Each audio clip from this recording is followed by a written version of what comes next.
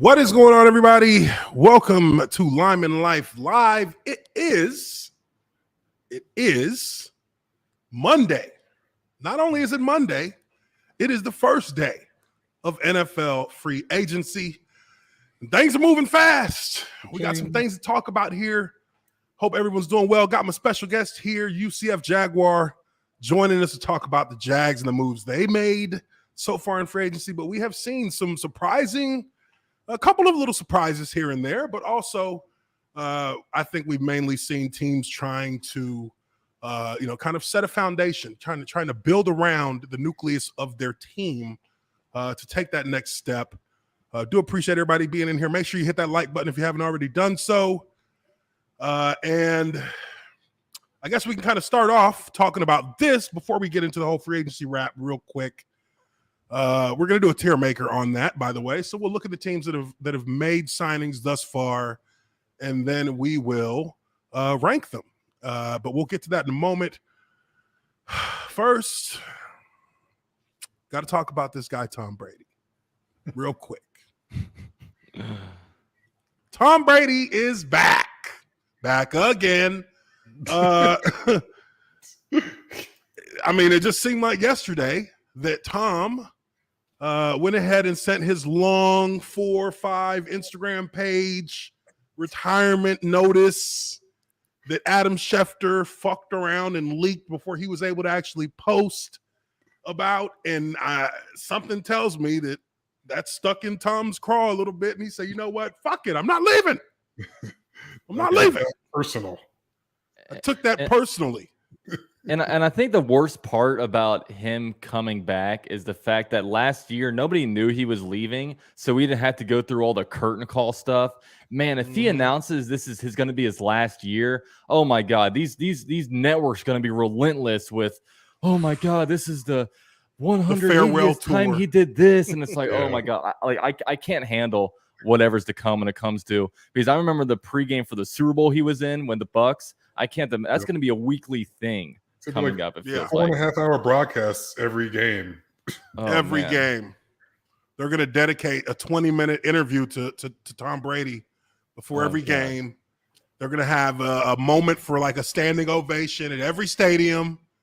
Kind of how they do in the NBA when they know, like, and for me, I'm a Mavericks fan. So when Dirk had his last season, and every game, you see people just tipping their hats, clapping, everybody's standing. Dirk, guys, I'm not great. ready for that. D Wade, all of that. Oh, it's the farewell tour.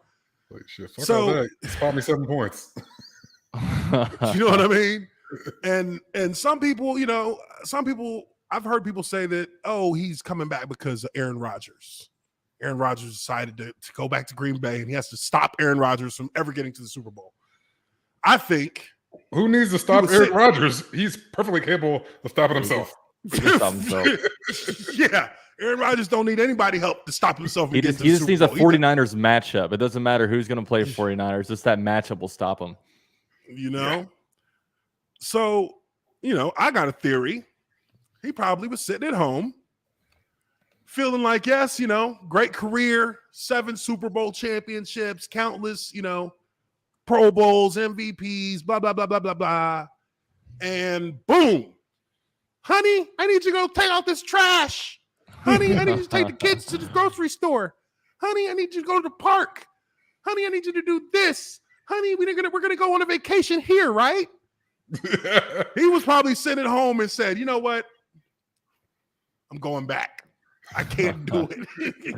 I can't do it. He was probably sitting at home completely stressed.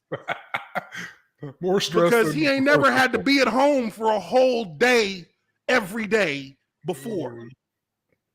So, when you get your family in doses, you're like, all right, I can handle this. I can be a family man for like 6 hours a day. When you got to be a family man from 7 a.m. to 10 p.m., no film to watch. He needed to retire from being retired. You know what I mean? He said, I can't do this. I'm getting my ass the fuck back in football. I mean, most people when they retire, their kids are all grown, and they come back as just the wife and them. Now he's got what 5, 6, 7-year-old, 8-year-old kids running around. I feel like his kids never get older; they just stay the same age over time, like a cartoon character. So well, they only eat like grass and fucking alkaline water. So yeah, probably not going to grow very big. They going straight grass, but so that was the thing that happened. I think Tom Brady, personally, while I have my own feelings about everybody hates. We hate that he wins so much. I hate that he wins so much. I won't deny it. I hate it because I didn't get those chances. But the crazy thing with Tom Brady is that he likes to have some attention now. He likes to have attention on him. I think that's what we're seeing now with this whole side when he retired and that whole situation with how it got leaked out. And, him and Aaron Rodgers, these are two guys who want to be, when they drop some kind of news, they want that to be the headline all day for that whole 24-hour cycle. And if you interrupt that, they get pissed off.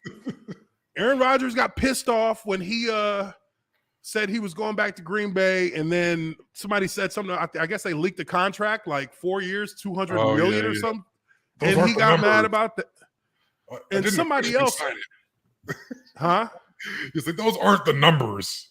Yeah, he's like, those aren't the numbers. Look at the guarantees. and then you had what was it with Tom Brady? I believe when he retired officially, wasn't that like the same day as like the Ukraine invasion? Something like that? Well, I just remember it was tug war because like they announced that he retired, and then he said, "I'm not retiring." And then like a few days later, he's like, "Okay, I'm retiring." I'm retired. Yeah, and then he unretired. Like that same. And when he officially retired, I think I keep thinking it's the Ukraine invasion that took his story out of the headlines. Oh wow! Like people stopped talking about it, and they like having that. They like having that attention. So of course he wants to get a redo on this. I think he said, "You know what? I'm coming back for another fucking year. We're gonna do this right next year. Yeah. When I retire, there's not gonna be any news stories going on when I retire next. Hold on, Vladimir. No bombs today. I got no Shit, I wouldn't be surprised. Number. Do what you want tomorrow, but I got that. You know what I mean? It could be today. All right, so I guess that's pretty much that on that. He'll be back to terrorize the NFL again next year. So get ready, everybody. Okay. Somebody says here he officially retired 6 weeks ago. There was some news story that like knocked his off of the top of the headlines. Like people were only talking about his for a minute when he retired, and then they went to something else. But let's move on into this free agency thing because really, that's what we're all here for. Free agency has begun in the NFL, and I got a tracker here. We're going to talk about. The moves that have been made so far, because there's actually been a move or two, I believe, that just now happened. But we got a tracker here that's showing some of the moves that have been made by teams. Now, Jacksonville, obviously, when you look at a lot of these teams on here, early in free agency, you're going to see a lot of teams that are in the rebuild, for lack of a better word. A lot of the teams making the most moves are in the rebuild process. And obviously, Jacksonville is one team that we keep up with here when things start to happen. For me, I think that and maybe for a lot of people, I think that there was a little bit of wariness over the past few days because we just hadn't really heard of anything that was going on with the Jags and what they were getting ready to do. But we know what the Jags need in terms of personnel. I think it was a good start when they got Brandon Scherff. Now, this is a guy coming out of Washington, a guard, Pro Bowl guard, who, while we haven't got the details of his contract, probably going to be somewhere in the 30s or 40s, I would assume, as far as the deal goes. And I think the main thing with him is he going to be healthy? I think that a lot of people are wondering, is that a guy who can make it through a 17-game season? When I don't recall how many games did he finish last season. No, he was hurt. I have it written down here. Let me see real quick. 1 second. Okay, so in 2018, 8 games, 2019, 11 games, 2020, 13 games, 2021, 11 games. So it's Okay. about So that like 70 to 75% of the season range. So this is a guy who has injury issues, which I'm always very cautious with guys who can't finish seasons on the O-line, because once you get hit with the injury bug one time, it's just you kind of become that. You become a guy who can't finish a season. Now, And he's in on the wrong side of 30. Yeah, and he's on the wrong side of 30. So in comparison, and just I'll use myself here as a comparison since it's the Jaguars. I went 4 seasons and missed 1 game. And it was the last game of the season in 2011, 2012 when Mike Mularkey was our head coach. So 4 seasons without missing a game, without missing a practice. Was I hurt during that time? Fuck yeah, I was hurt. Yeah, everybody's hurt. I was hurt, a good amount of that time. Not like hurt where I couldn't play, but hurt where I couldn't play without some additives. That a little bit if you know what I mean.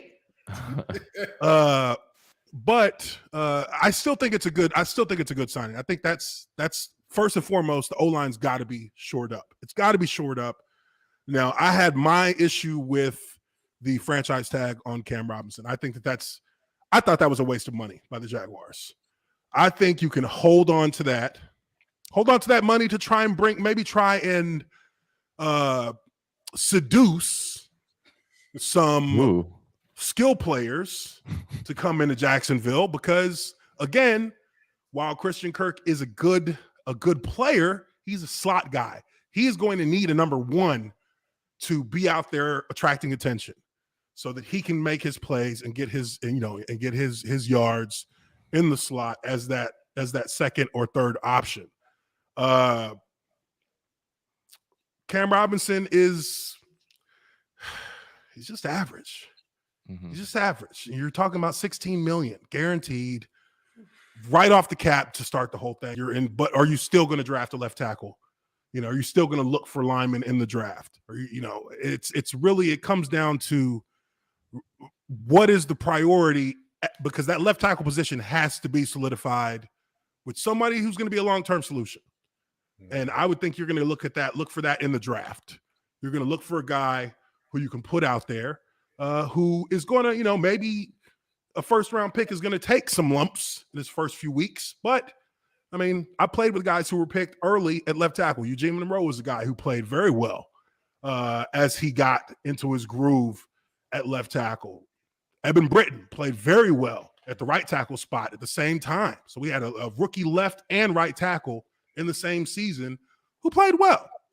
So, it's not that you can't have a young player out there and have them, and expect them to maybe perform, at a Pro Bowl level. That's likely not going to happen. But you can have guys out there who will grow and who will become the kind of player that you're expecting over a year, year and a half, 2 season period. Get a couple off seasons in where they're able to train, get stronger, get a grip on the concepts of the playbook. And, from there, you wait for that light to come on. Once the light comes on, they're off and rolling. So I like that we're doing something. Like we all kind of agree here. They're doing something that's better than nothing. But these are the moves that have been made so far in free agency. What do you guys think with this? Let's, as we're talking about this, who do you guys think has made the biggest move so far in free agency? Oh, well, I got to think it's the Jaguars, just with the. You guys are doing. I mean, because they're not. There's some of these teams are giving out, like the Chargers, they gave out that deal to J.C. Jackson, but the Jaguars are giving out numerous contracts. Five players signed today, and a lot of them top of the market. Christian Kirk reset the wide receiver market. You even look at the right guard, Brandon Scherf. That's going to be a monstrous deal when they come out with his numbers. and Evan Ingram to a 1-year, $9 million deal. He signed a couple of defensive guys. So, I mean, they won him today, like 5 different free agents signed. I mean, I don't know if there's any other quantitative team out there when it comes to the amount of players they sign versus the value of them. I think Miami's looking at some folks. I think they got 2 or 3 signings today, but I think they're in the running for a few. But I think ultimately, whoever gets Deshaun Watson is going to win this whole thing. Oh yeah, yeah. I think Deshaun Watson is going to be. That's kind of a different. But that's a yeah, different. that's like a different kind that's of with a quarterback. It almost seems like there's free agency and then there's a quarterback movement because that one's going to be crazy when it comes out. Different. Also, looking at this, I realize I'm a fucking hater from all the money that's getting thrown around. For oh my God, I'm over here looking at these contracts like Jesus Christ. It's got to make you guys sick when you see like contracts being thrown out like this nowadays. Because I mean, shoot, when we were playing, dude, it was like 5 years, 25 to get to 30, and I'm like, motherfucker, yeah. And it's like these cats are getting 4 years, 80. Like, fuck. And what's funny is players from the 90s were looking at what you guys were making and like, damn, man, why are we not still playing? That's why I don't get too upset about it. Because you know what I mean? Because it's relative. Relative. A couple $100,000 and thought they were on top of the world. So 5 years, 4 million. Like, yes. I mean, Taven Bryan got 1 year, $5 million today. Yeah, that's crazy. I mean, and that's like considered like that's like not too much above like veteran minimum. You know what I mean? Veteran minimum is 1.5. It's like NFL poverty line. yeah. So, it's the numbers game is crazy. It's crazy now. They handing out a lot of money. That's true. But also, you look at the situation with, I think, for Jacksonville, the situation that not really many people are talking about. Foyesade Olu. Let me try that again. He makes your name look like a piece of cake. I know, right? Oluokun, this dude is 26. They gave him 3 years, 45, with 28 guaranteed. 28 guaranteed at signing.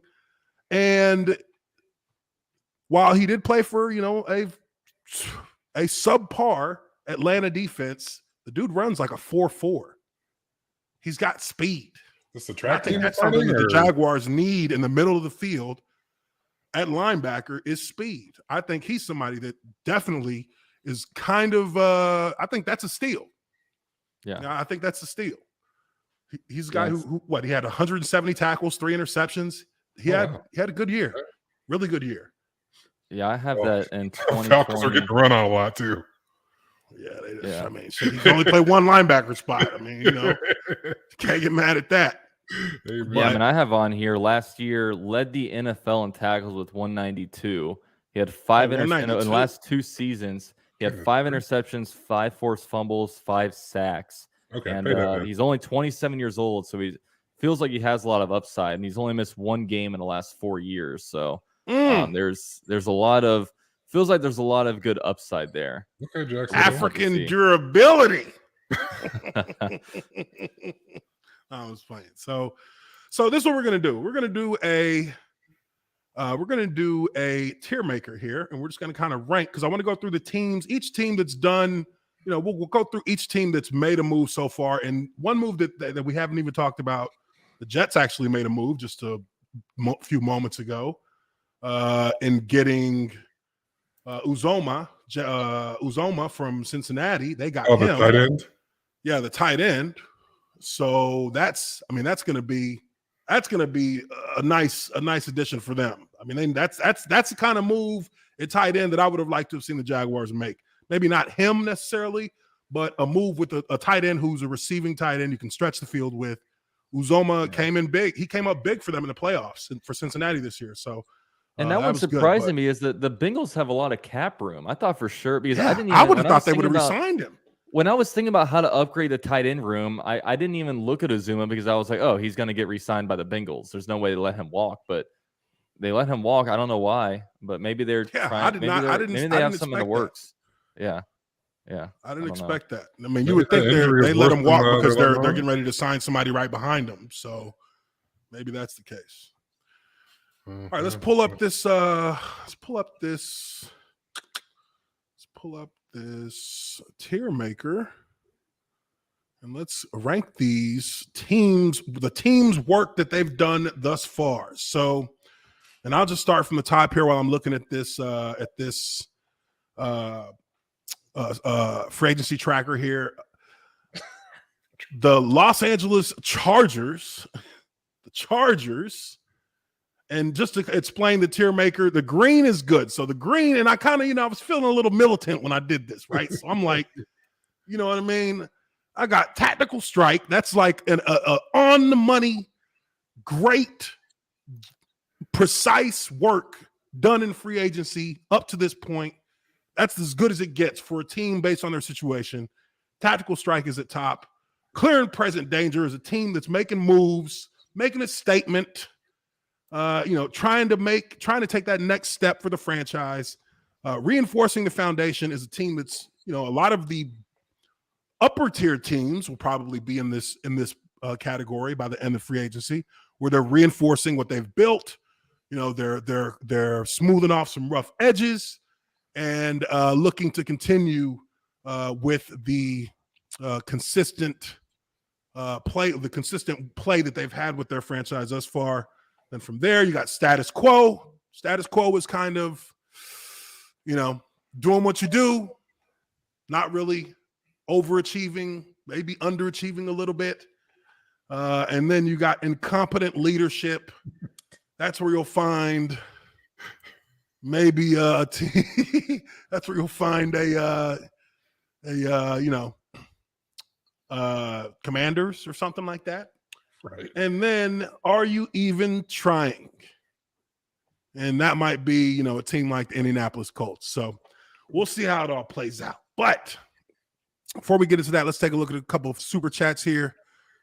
We got Kyle Donovan for $10. He says, I give them a C. Kirk was overpaid. Scherf is injury prone, and the defensive guys seemed overpaid. Ingram on a 1-year prove-it deal isn't bad. Balky fucking around again. I gotta say, what do you guys think there? I don't look. In a vacuum, the Christian Kirk deal is definitely overpaid. But I think that's the only way Jacksonville can get guys into this, into the franchise. They can only get guys by overpaying them right now. Yeah. There's not players who actively want to go to Jacksonville. Right. I mean, when you look at the Jaguars right now, you can say, oh, they have a Super Bowl winning head coach with Doug Peterson. Oh, they have Trevor Lawrence. Look at all these great things. But at the end of the day, there's one thing that matters: wins and losses. And right now, the Jaguars are terrible in the win-loss record. So you are what you are. Until the Jaguars can start winning some games, we're a dumpster fire. Until we're not a dumpster fire, we're a dumpster fire. And, I look at things differently. Like when I'm trying to attract in a head coach, I think that the Jaguars are a good place because there's a lot of different stuff involved. But when it comes to a player itself coming over here, a head coach has a lot more impact on wins and losses than bringing in certain players. So at the end of the day, a player's career is so much shorter, so it's not as attractive. So, like Uche said, you got to overpay guys. And look, I mean, he says Balky's effing around again. Look, you can not like the free agent signings or whatever, but he is getting top of the market guys. He's spending money. It looks like they actually care. And it'd be a lot different if he wasn't making any moves. We were sitting here wondering if they even do care. So that's kind of how I feel about that. 5 deals on day one is nothing to sneeze at. Yeah, no, 5 deals on day one is a legit. That's a legit effort being put forth. I definitely will give them that. Now, again, like this is not, and also let's look at the free agency market itself. Not a ton of top tier elite talent, sitting out there this year. It's not like a couple years back. when Julio Jones or when even before that when fuck, I forget the names, but you have every few years you have a cluster of superstars that become free agents, and those guys are going off the they're off the shelf like within the first hour of free agency. Like, because cats are like, here's $100 million. Come on, cats will throw money out there. This free agency not the same. Oh, you had that deal done the first 30 minutes? You sure you haven't been talking to these guys beforehand? One team, the Bengals had a deal done in the first minute of free agency. It's like, man, what a great job of negotiating to get a deal done in 30 seconds. Wow, they got that whole deal done mighty quick, huh? Oh, you didn't want more? You didn't want any more? You didn't try to ask,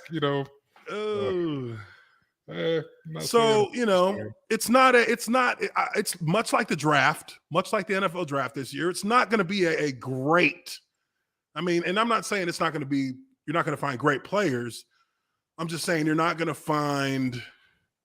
to be like, the Cam Newton draft. It's not going to be like even, the Trevor Lawrence draft where you have talent just sprinkled out there. You got a lot of huge talent guys that have been, being looked after for years out there. So they're doing what they can. 5-5. Hell, the Patriots are a team that historically hasn't done too much in free agency. And last year they spent $150 million on day one. It was like, we want it all. Oh, yeah, that's right. So can't get mad at the Jags for taking a couple swings. Jason Gaines for $5. Jason Gaines says, damn your Jags, Uche. They got a steal in Foye Oluokun. He's good in pass coverage, was a safety in college, and he forces turnovers as well. And I think UCF just alluded to that this is a guy who can force turnovers. He made a ton of tackles, 190 plus. And he's got, I think they said 4.48 or 4.43 speed. Like, he sounds like Telvin Smith, doesn't he? He sounds like a Telvin Smith to me. He looks like a Telvin Smith style kind of player, yeah. I don't know a lot about this guy. I haven't watched a lot of Falcons football, but just from the numbers and what he does and his speed, he looks like a clean Telvin Smith. So, the Jaguars got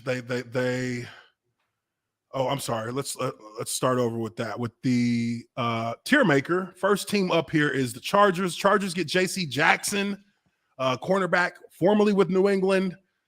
Their defense right now looks pretty freaking stacked. Oh yeah. I think the Chargers. Why do I keep wanting to say the Clippers? LAC is Clippers. Yeah, LAC. I keep seeing LAC. They're both the redheaded stepchild of Los Angeles. Yeah, hell yeah. These Chargers, they have made a statement, I think, with what they're actually bringing to the table in this free agency. They got Khalil Mack. That's massive. That's massive. I don't care what anybody says. Khalil Mack is still top 5 defensive player in the NFL. He's been sitting there stewing a couple of years in Chicago, but now he's on the team that's actually making progress, that has shown some life. And they're building around Justin Herbert, and part of that was bolstering that defense because that defense suffered over the past few seasons. And they're setting up something nice over there. So definitely, I think that the Chargers are a clear and present danger. Yeah.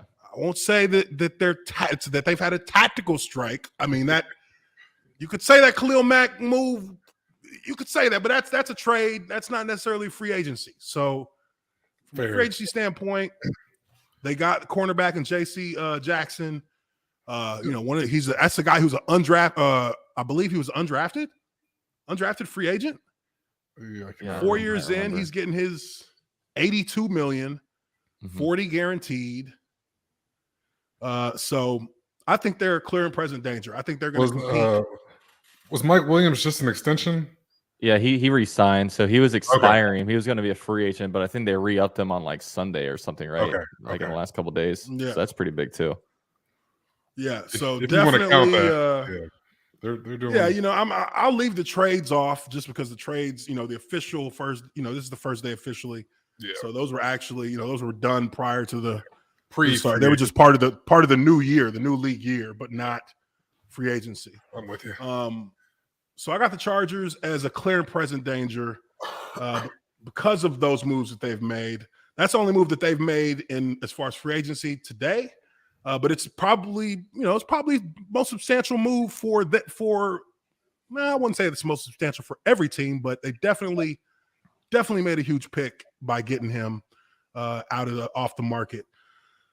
Next up, now Jacksonville, Christian Kirk, Foysad Oluokun, Evan Ingram, Brandon Scherf.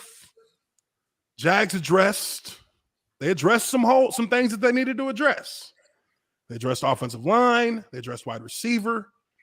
They addressed linebacker. I mean, you got to think that Oluokun paired up with Miles Jack is going to be, that's going to be a pretty good duo of linebackers. I think that actually takes a little bit off of Miles Jack, which, look, I think Miles Jack is still a very good linebacker who just had too much on his shoulders to make plays on defense last year. I think that, he was the only, if I had to give him a grade, he's the only passing grade linebacker in the core. And, besides some flashes from Josh Allen here and there, mainly in the Buffalo game, it was really just him on defense in the box. And no one guy can handle that by themselves. He plays his ass off. We see it every week. I think him having a guy who has speed, like we said, like Telvin Smith, a guy who can be out there as a compliment to him, is going to have a big positive effect on him. So I think that was a great signing that's not going to go really noticed on the grand scheme from a lot of in the media per se, but that was a clutch move, I think, for Jacksonville to get him. Evan Ingram, I think that's a stopgap. I think you got to see what you got to get in the draft at tight end now, because there may not be a Pitts in the draft, but there could be something, a Pitts light. You could get that. Somebody who can stretch the field a little bit. But I think that the Jaguars have done a fairly solid job in getting guys picked up in the first day. Brandon Scherf, I think that's a good pick.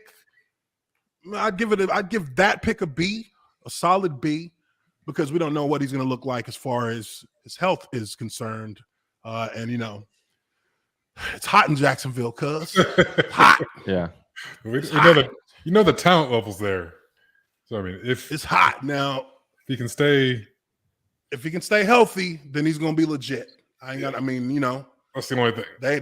They ain't had a right guard since your boy. I'm not going to front.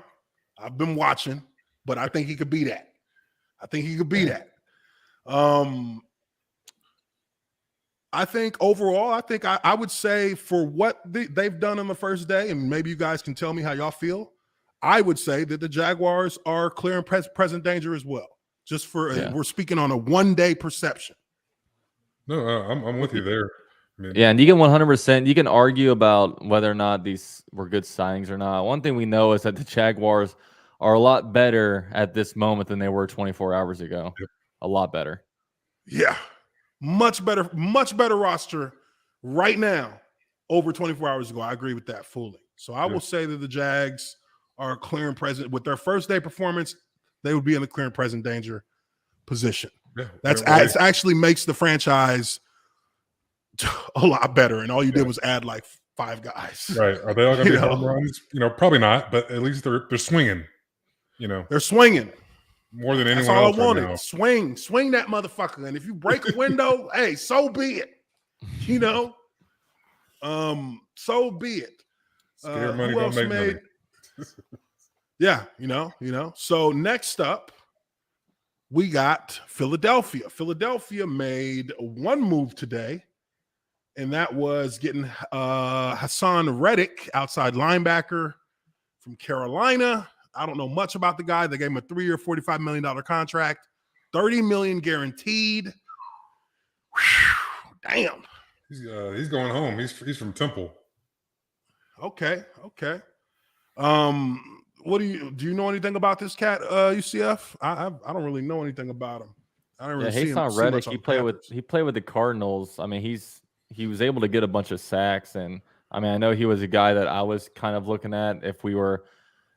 I mean, I'm at the mindset that the Jaguars were going to get Hutchinson unless they sign the guy like Reddick or even like Chandler Jones. So I mean, he's a guy that he's going to be able to create some disruption on the defense. So, and you know, every team needs pass rushers. I think the Eagles still need to try to go out there and find another wide receiver. You know, they're one of those teams like the Raiders that are all linked to wide receivers. So, you know, that's a big. I think that's a pretty good hit that they did get there. Okay. Yeah. You know, I mean, I don't know a ton about the cat, but definitely somebody who can, you know, get a rush off the edge. Somebody who can put out there as a rusher, as an edge guy, outside linebacker. I mean, that's a premium spot in the NFL. Yeah. That's been a premium spot for a while now. It's a rush the passer league. Yeah, it's a rush the passer league, and you can never have enough. Never. Exactly. And just looking forward, looking into the future, I feel like this should be and this is for my draft heads out there. I don't think the Jaguars should draft this kid from Michigan first overall. I don't think they should. I think that'd be a mistake. You got a guy like Chandler Jones who's going to be on the market. That's somebody you got to go try and get. Chandler Jones, you know you get an immediate impact from a player like that as soon as he hits the field. I feel like in some circumstances, you don't want to have to go through the rookie learning curve with guys at certain positions unless they are just phenomenal. And while the dude looked good at the combine, don't get fooled by the combine. The combine has made turds look like gold. Right. And many a time. And I'm not saying this kid's a turd. Well, maybe I am because he went to Michigan. Fuck Michigan.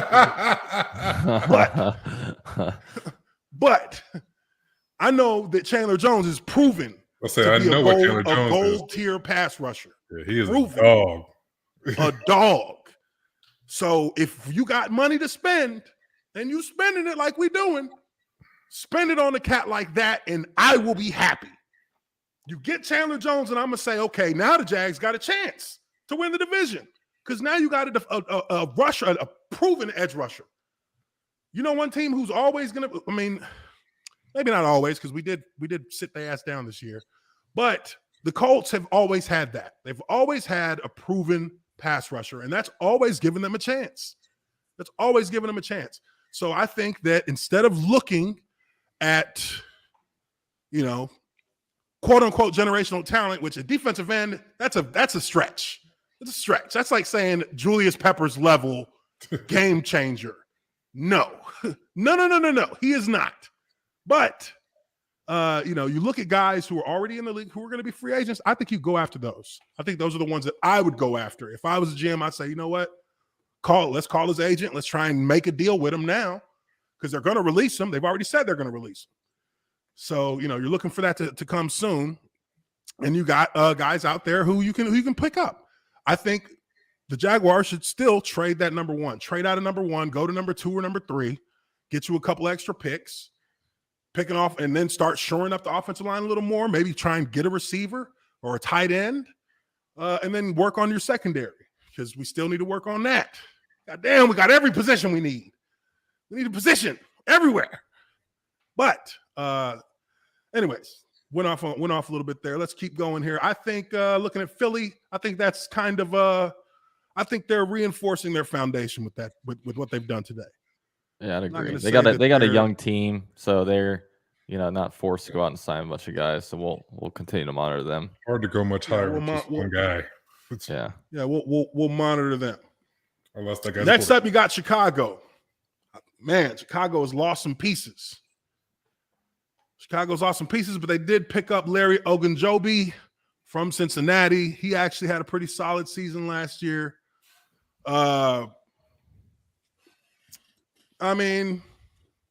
I think that's a good move for them. I think Chicago's always been a team that's picked well when it comes to their defensive line. They've always had a solid, track record at getting good defensive linemen. So I think for them, I think this is a status quo move for them until they actually, their main issue is going to be trying to get their offensive line squared away. Yep. And trying to kind of, I guess they're kind of in a situation where they need some wide receivers too. But for Larry Ogunjobi, I think that's, that's their status quo. That's what they do. What do you guys think? Yeah, I agree. You replace Khalil Mack with a substantial downgrade. And they're right now. There's not like a it's not polite as way to good. say it. And they're not they're like in a retooling. They're kind of shaking up their roster a little bit. They released a couple, not only Khalil Mack, but another interior defensive lineman. So I don't know if they're trying to like push for Super Bowl next year, but I think they're just trying to, switch up their personnel a little bit to maybe fit Eberflus's scheme.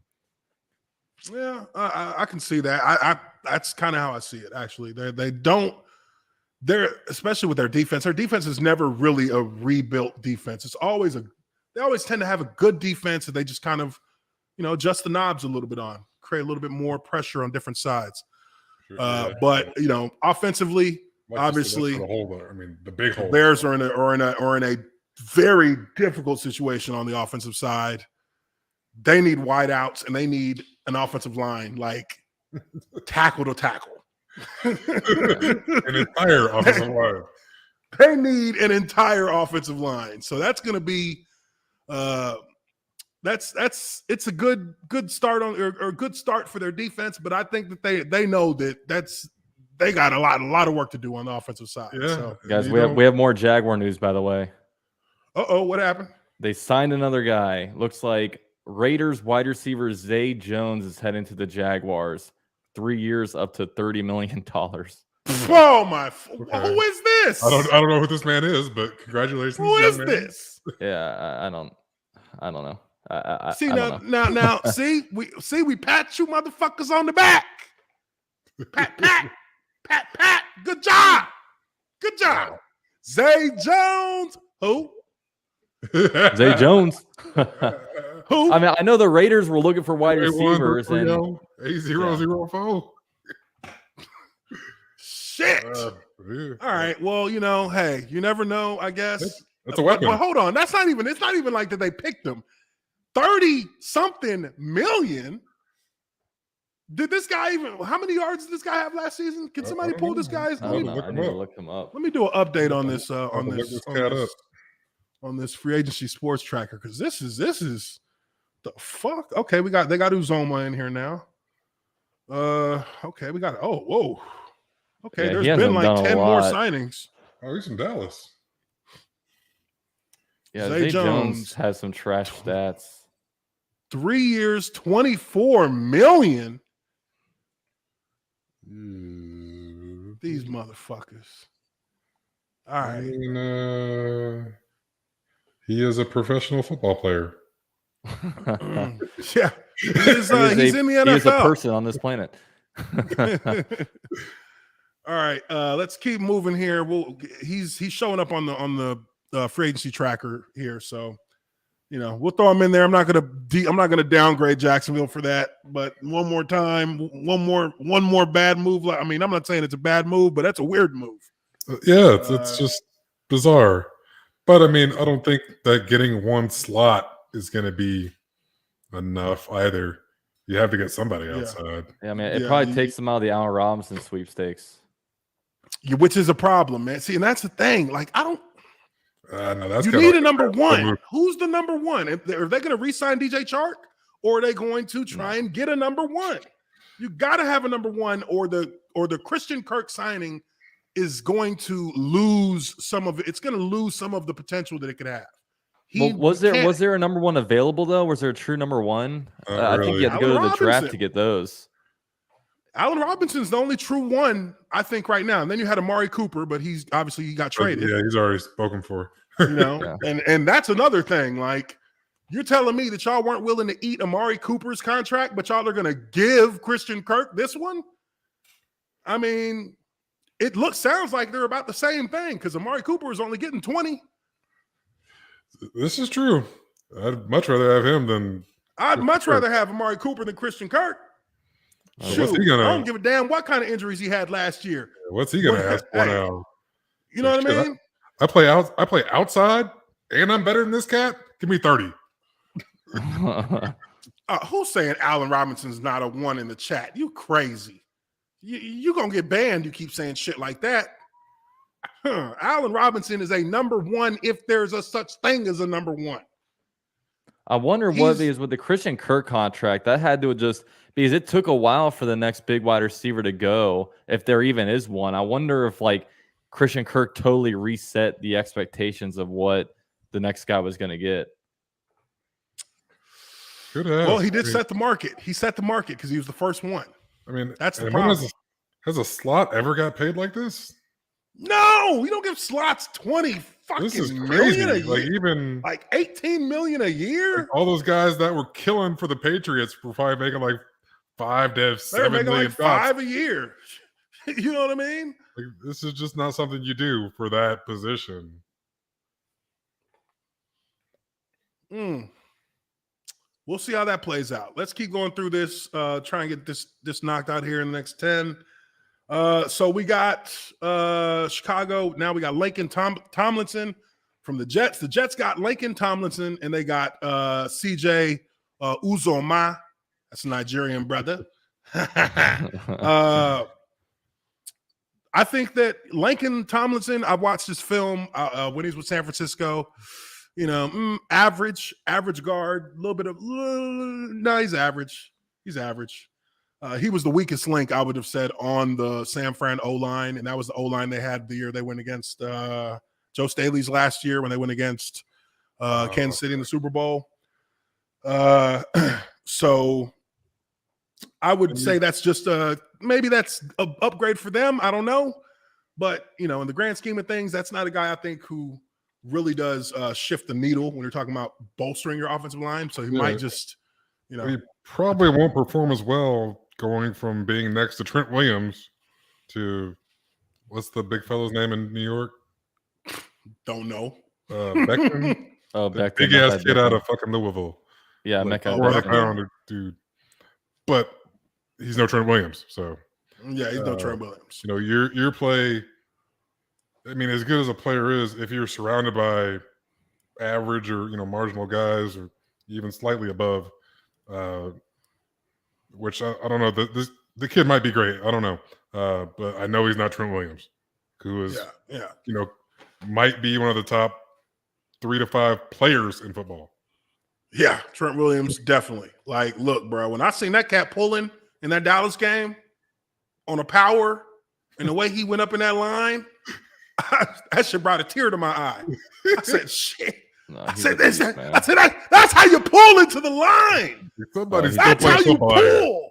Somebody's still playing ball. Yeah, you know what I mean? Because I be seeing pull guys into the stands. I be seeing dudes pull up into the hole and just get their ass demolished, just and or they just stop in the hole. They don't punch through and open a lane up for their running back. And I'm like. When I seen him do that, I was like, you know what? That dude. He gets it. Yeah. He gets it. He's hitting the man behind the man. Exactly. Exactly.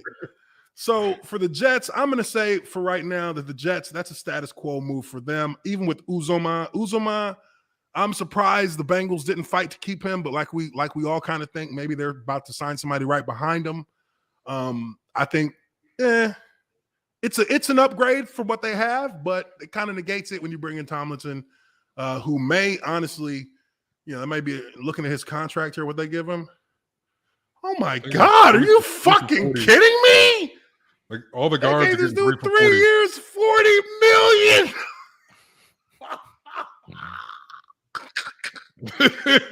What? This dude is an average guard. Like, I need to they see gave how him these... $27 million guaranteed. Jesus Christ! Oh my goodness! How old is he? Jesus Christ! Christ. It was a bad interior lineman market, that's for sure. There were not a lot of guys out there, and they got paid that way too. Oh my goodness. The TV money is keep something moving else. here. Wow. Cincinnati got Alex Kappa at guard, 4 years, $35 million. That was the only move. Nope, they also got a center. So they made two moves on the O-line. Ted Karras. They got Ted Karras from New England, 3 years, $18 million for him. I think. Wait, who is this? What team? Cincinnati. Oh, okay. Cincinnati made. They made two moves today. Alex Kappa. They got a guard and a center. And I think those are solid. Position. All playoff long, people were talking about Bengals O-line. Shit, they had 9 sacks against Tennessee, and I don't know what the final number was against LA, but it was clearly like holding them back. I think they got like 5 against 5 when they played LA. I think they gave up like 4 or 5, and it really wasn't until late. They gave those up late. True, they were kind of garbage time. Yeah, they gave those up late. I think the fact that they're going after the O-lines, I mean, that's clutch for them. They have to. They don't really have. At least they acknowledge. They don't really have another option there. Yeah, they acknowledge. So I think they're reinforcing their foundation with that. Yep. Let's see here. Next up, they understood the assignment. Yeah, Miami made some moves. Miami got 3 different moves that they made. They picked up wide receiver Cedric Wilson, 3 years, 22.8. They picked up Chase Edmonds at running back, 2 years, $12 million. And they got cornerback Keon Crossan from New York, 3 years, $10 million. Underwhelming, you guys think? Yeah, they had a lot of money to spend, and they spent a bunch on a running back. I don't like it. Yeah, running backs aren't making. They're not money pullers like that anymore. Yeah. These are kind of. I mean, the level of money that they're giving out. It's just like, all right, let's see. I mean, it's a little bit more than 3 years, 22. 3 years, 22. These sound like prove-it contracts, kind of. Yeah, it's because they're only really guaranteeing 1 year out of these contracts. Yeah, it's a slightly inflated prove-it deal. Yeah, slightly inflated prove-its. Kind of feels like maybe Miami doesn't want to win. Uh-oh. Maybe they're not even trying. I don't know. Does the head coach have incentives to not win this time? Might even go as far as saying they're trying to tank. Let's see. Maybe they're trying to, move up and get that 2023 first overall. Oh, man. I'm not going to go all the way down on them like that, but I do think that Miami is incompetent at this point. And I think that this is kind of reinforces that, because this is a team that looked like we kind of felt like they were supposed to be going to the playoffs. It looked like they were a team on the ascension, but then things just floundered out, and it really didn't make any sense as to why. But then we would soon find out why.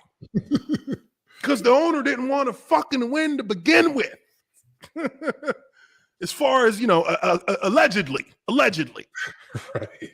So we'll see how they play out the rest of this free agency, but that doesn't really look that doesn't look promising if you're a Dolphins fan. Doesn't look promising. Yeah, they need to pick Next up, we got the Giants. The Giants get Mark Glowinski at guard from Indianapolis, 3 years, $20 million, with about $11 million guaranteed on that, 11.5. And then you have, what else did they do here? I think that's the only move they made. That's all they got. Yes. Yeah. No. Yes. No. That is the only move they made. Yes. Okay. So that's the only move they made. Giants are right there. Yeah, I'm not familiar with them, but if he's making half of what Laken Tomlinson is making, he must not be very good. Yeah, because they gave Laken Tomlinson 40-something mil, and that cat is not that guy. 20. That lets me know all I need to know. He The is issue not with the that Giants guy. are when the Giants, the harder they try, the worse they do. So maybe they need to Oh. chill out a little bit. Yeah, they just need to hey, go chill. You're drunk. Go home.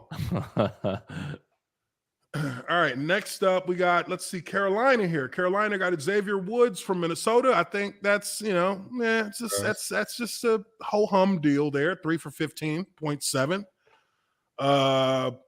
They also picked up Austin Corbett at guard. They have not released the details on that contract. Okay. And that was the length of the moves that they've made. Well, they're trying to chill out on their CAD. They're trying to chill out and wait for Deshaun Watson to come in. Yeah, let's say Deshaun Watson. They're saving up their money for Christmas. Yeah, they're saving their money. I'll put them at status quo just because we kind of know what their game plan is there. Yeah. So they're not going to make any rash moves until they lay out their entire next this season year and a half of draft. Yeah, is it worth spending money this season or not? They're waiting for GM Deshaun Watson to come in and make decisions.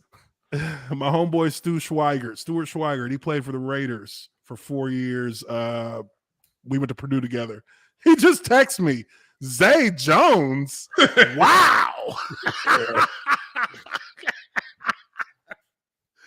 Oh, yeah. We over here like we don't know what's going on, bruh. If this ever gets to you, I hope you turn out to be a good player, Mr. Jones. He said, Zay Jones. They get that cat some bread. Why? They're just throwing it around. Right. That's every year. But I could be that mistake.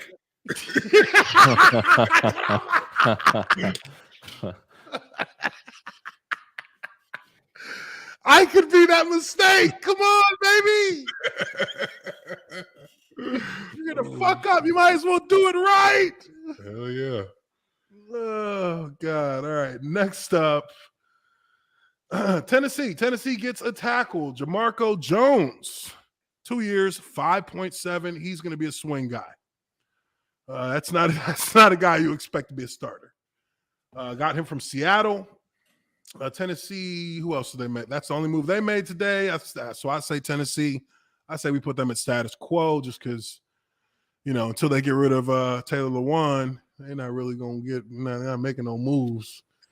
Yeah, the Titans are in a good situation because right now they're re-signing their own guys because they're drafting well, as opposed to the Jaguar. Because Jaguars had to get to the point where they're trying to make decisions about who on our team can we afford to keep, not who can we afford from other teams. That's right. So that's they don't. There's no core team. There's no core part of your roster. Yeah. Your core roster consists of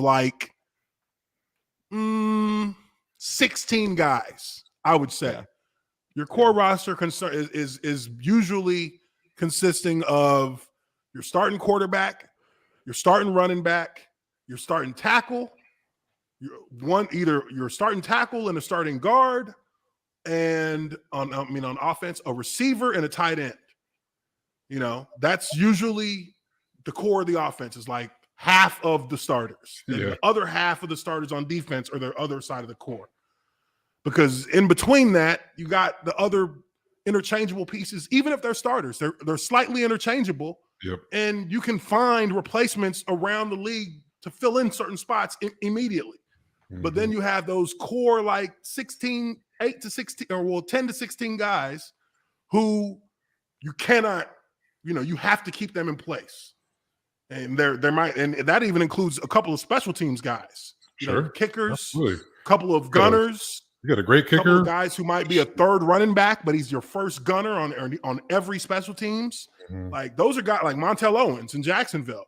Montel Owens is probably the best special teams player, in my opinion, that the Jags have ever had, because he played on every single special teams, and he was he would not be on the team if he wasn't that guy. Mm-hmm. And when he left Jacksonville, he got signed immediately by Detroit, because they knew what kind of player he was. People notice that shit. So they notice it. If you're a core guy, you're a core guy. So all right, let's keep rolling here. We're almost through it. Pittsburgh. Woo! Yenzas. The Yenzas. They got themselves a franchise quarterback today. They got a franchise QB. Mitchell Trubisky going to Pittsburgh. And, this is the funny thing. They got Mitchell Trubisky and they got Mason Cole at center. They got a 3-year contract for the center, 2-year contract for Mitchell Trubisky. But this is the thing you got to understand. Do not judge. Oh, wait, I didn't even realize Miami also got Teddy Bridgewater. Huh. Yeah, but I guess that was from the trade. The scary quarterback room. Yeah. No, it was a 2-year deal. I think it was. Teddy Bridgewater, 2-year deal? Yeah, let me see. I got the thing. It says 1 here. Okay, 1, yeah. I mean, either way, Yeah, Teddy 1 year Bridgewater, deal, yeah. I mean, love him to death, but after he got knocked out, wasn't the same. He'll be somewhere new next year. Right. And you after I'm that. surprised he bit that fast to clearly be a backup, but I mean, that's a guy who, if he doesn't have the injuries early in his career, then be knocked unconscious and it just kind of changed like his playing style. I think that dude would have been he would have been something. But anyways, I still we can say the same thing about Mitchell Trubisky. Yeah. Teddy 2 gloves, baby. Well, Mitchell Trubisky, for the Steelers, I think this is a status quo move. But they're also upgrading at quarterback. Let's be honest. Yeah. They're From what they had upgrading yesterday to what they got today. They're upgrading at quarterback. They are a better team with Mitchell Trubisky at quarterback than they are with Ben Roethlisberger. Mason Rudolph. Mason Rudolph. Now, the thing about this that I want to console my Yinzer fans out there with is that if there is a team in the NFL that can make him work, it would be the Pittsburgh Steelers. Because, hey, they had Mason Randolph, and somehow managed to not have a losing season. Right. With him and QB. That's crazy, man. So, I mean, I feel like he's at least slightly better than that guy. Well, and Ben Roethlisberger is in a corpse the last 2 years. And he's mobile as fuck, right? Damn. Yeah. Yo, that is no lie. Ben Roethlisberger has been they've been literally shocking him to life and rolling him out onto the field for the last 2 seasons. Oh, man. I mean, it looked like you were playing pickup football, and he's like, all right, I'm all-time Q. I'm all-time quarterback. Let me run this. It was awful. It was terrible to watch. Let me put this copper fit on. I mean, dude, I've never seen it. The only time I've ever seen a quarterback, you know what? No, I have not. I've never seen a quarterback who has not been able to throw the ball anymore. But he's still out there. He couldn't even throw it. Close. Drew Brees was close. That last Peyton Manning last year. He could barely get it 20, 25 yards down the field. Peyton Manning's last year was bad too. That's what I was going to say. That's what I was going to say originally. Peyton Manning is the only other quarterback I've seen who's over here one-hopping 10-yard passes. You Jesus Christ, what's happening? And that's just bullshit because they say, oh, Peyton Manning, 2-time Super Bowl winner. It's like, dude, that last year doesn't count. He was terrible that year. Ghost of Peyton Manning. They carried him across the line. Yeah. Brock Osweiler was switching up starting with him. They won on the defense. Yeah, that defense won them that Super Bowl. Yeah. So, just for Pittsburgh, I think, it's not going to be, it's going to be better than what you've been seeing. It's going to be also it's going to be just as bad because you're going to be frustrated when this cat does something stupid, which he will. He will. We've seen it. You're going to be holding your breath. If you ask me what is the greatest game that he ever played as a player, Mitchell Trubisky, it was a game against the Cowboys. That's the only game of his that I actually remember because he actually had a good game. He had it looked like the quarterback he was supposed to be. And that's the only game he ever did that in his entire career. One game. Pretty bad.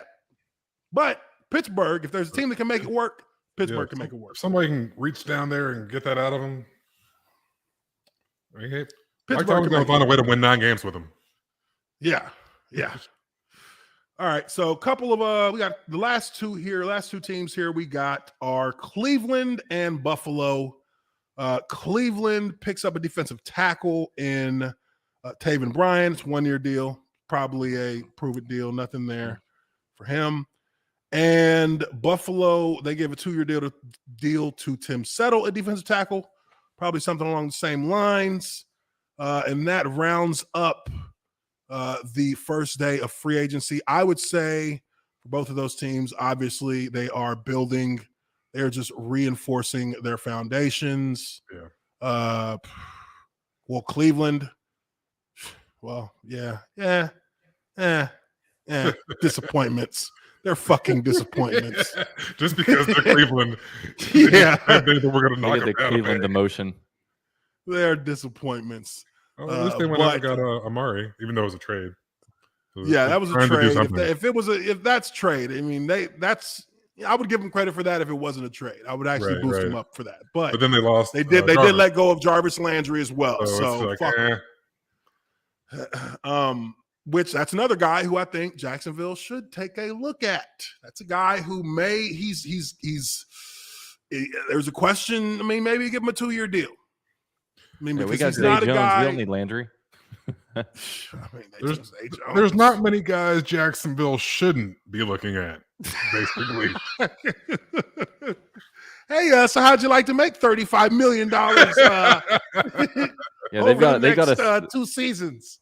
They've got a sign-up sheet on the metal statue outside the locker room. Yes. Hey, you want $10 million? You want $10 million? Come on down. Fuck it. Maybe we need guys. We need bodies. We need bodies. Oh, yeah. Let me see if I could drop 20 pounds real quick.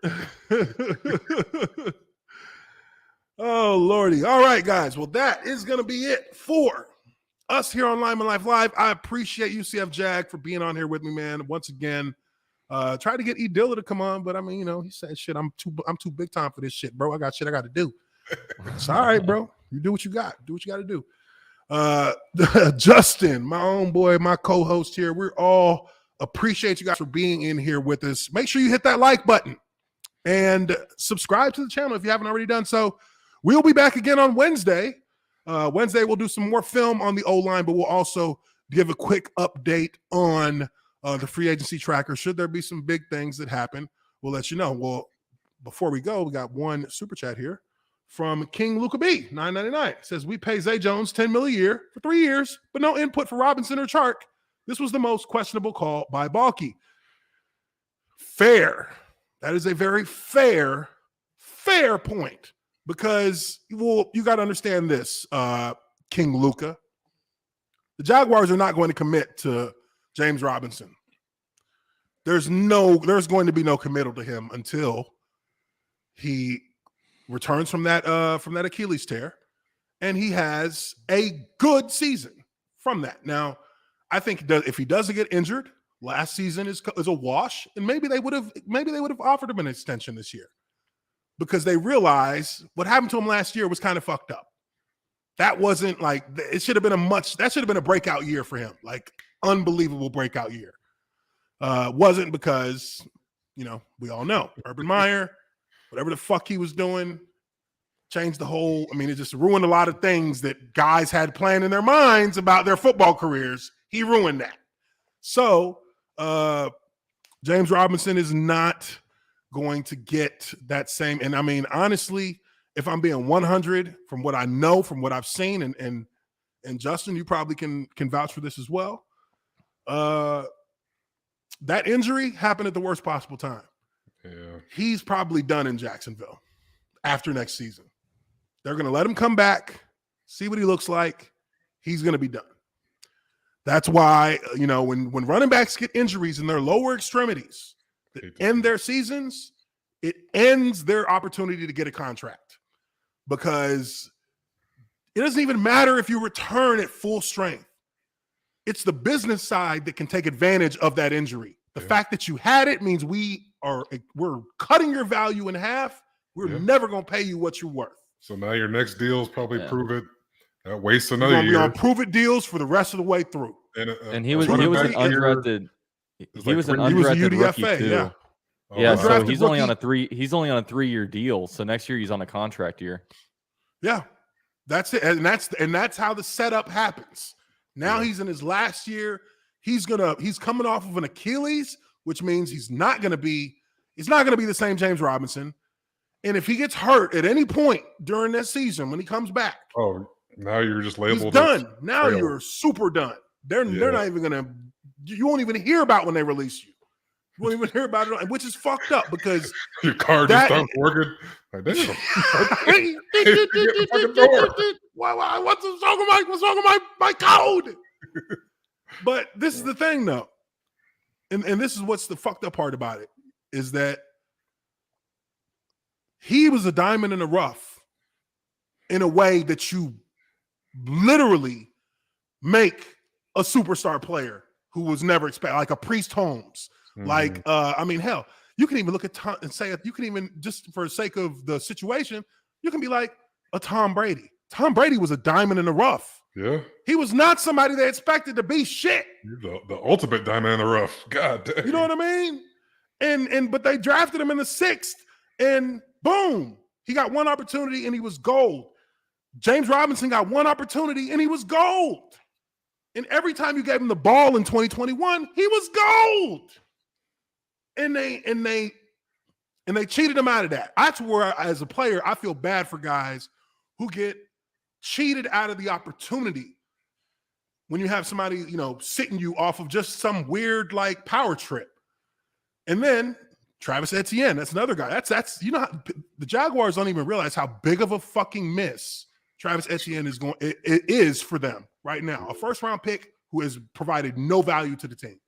Yep. And I'm not saying that he can't, but he won't provide the value that he could have provided had he not gotten a Liz Frank injury. Liz Frank. He's probably that's like the ACL injury from 20 years ago. Yeah. That's like, bro, you're done. You're done. Yeah, it's gonna be hard. Liz Frank means you can't even run fast no more. You know what I mean? So you gotta wear the fucking metal plate in your shoe now. Yeah. It's crazy. So anyways, with all that being said, guys, we appreciate y'all for being in here. We're signing off now. We will catch y'all on Wednesday. Hope everyone has a wonderful, wonderful Monday night. Peace out.